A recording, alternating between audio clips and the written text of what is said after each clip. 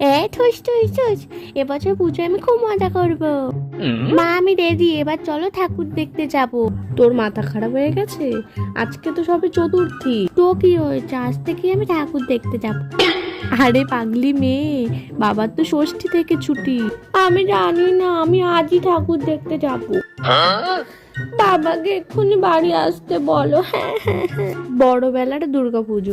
মানা, আজ তো অষ্টমী, তুই আজও কাজে যাচ্ছিস? হ্যাঁ মা, আজকেও অফিসে যেতে হবে, প্রচুর কাজ পড়ে রয়েছে।